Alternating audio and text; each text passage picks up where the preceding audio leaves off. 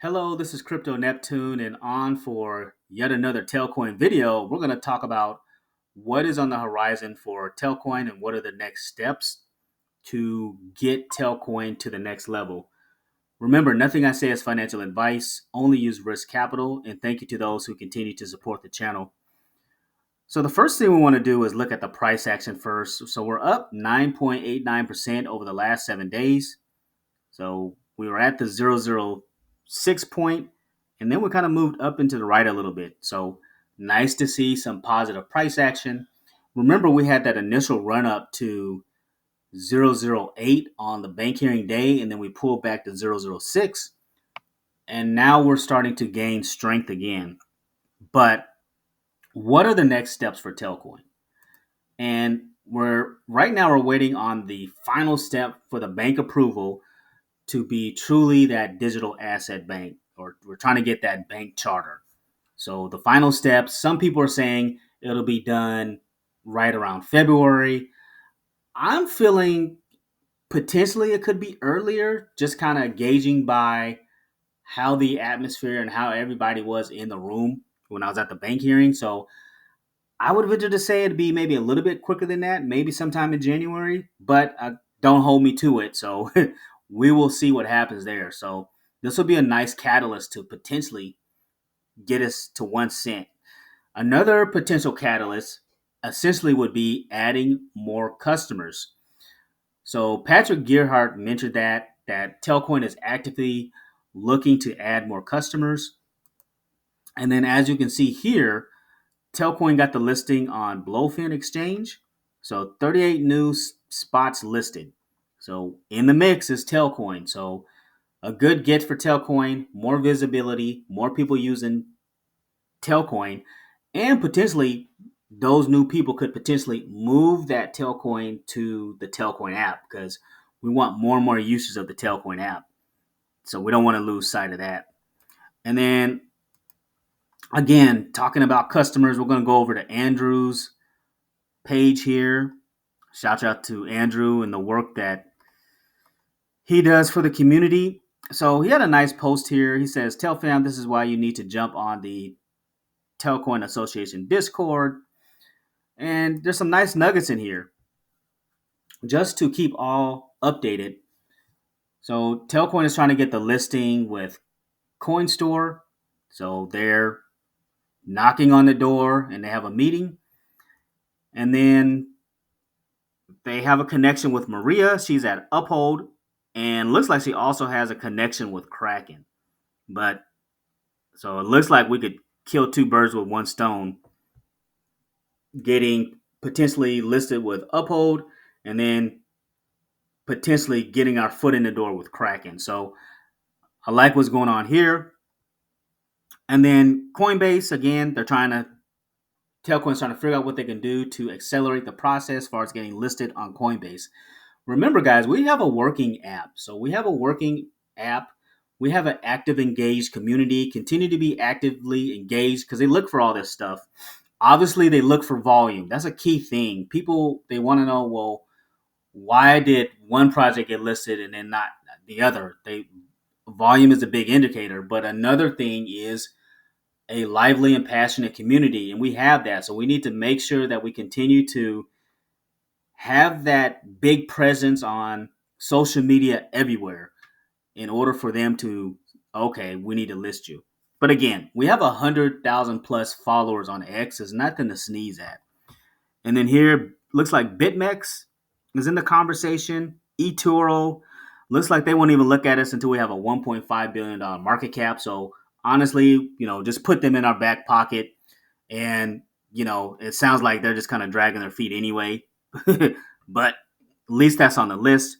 And then BitVavo looks like they're wanting more information on Telcoin, and then they'll transfer that information over to the listing leader.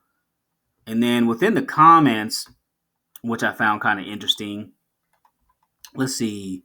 Crypto Nick is Robinhood and Gemini on the list. And it goes on to say here, I'll add Gemini, Venmo, and Robinhood. Venmo and Robinhood are I assume obviously way different than anything we've done before. So this is pretty cool here. Venmo, it has a younger demographic, and they've just recently upgraded their crypto on there. So I think this right here would be a game changer as far as having Venmo added on there, because people will see that, oh, what is this Telcoin? And it's priced pretty good. Let me get some of that Telcoin. So this will be good. Robinhood is another one for that has a younger demographic. I would also love to get the listing on there. But yeah, and then they also list OKX and crypto.com. Crypto.com for me would be number one to be on the list. Reason why is, number one, they have better customer service. Number two, they allow you to move your crypto off quickly.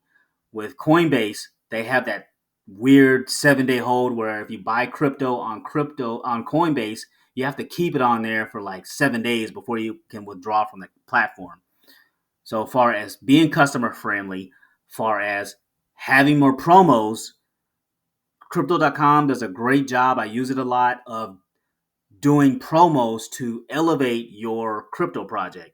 So for example, they'll say something like buy 100 Telcoin to get listed or potentially win some additional crypto. So they do a lot of promos like that, and it gets a lot of engagement. I have won a couple of giveaways by simply buying different crypto projects on there, and it gets you hooked. So I would definitely like to see Telcoin on Crypto.com before Coinbase because of how user friendly they are.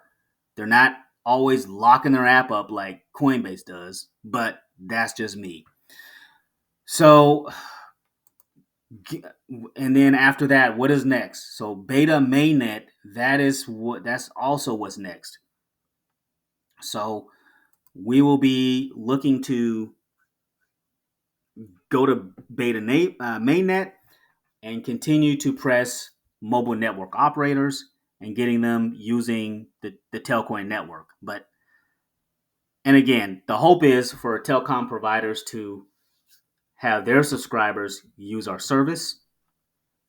And then also, GSMA full member MNOs have the exclusive right to run transaction nodes and earn network fees. So, an additional source of income for mobile network operators and telecom providers. Now, I want to say, let's go back to the newsroom because I know there's like more interest in that piece of things. So let's see. Let me go down here. Oh yeah, Paul says we are excited to report strong interest from some MNOs to join the network. These partners are in the design phase and are pivotal in discriminating demonstrating the practical applications and benefits of Telcoin network in real-world settings. So this is a gem right here, because if we can get some MNOs in our back pocket, them using the network, them liking the experience, then it's essentially game over, because you're going to be a digital asset bank and you're going to have the Telcoin network on that side of things, having telecom providers use our app. And what's that's going to do? That's going to put more and more buy pressure on Telcoin, which is the gas token.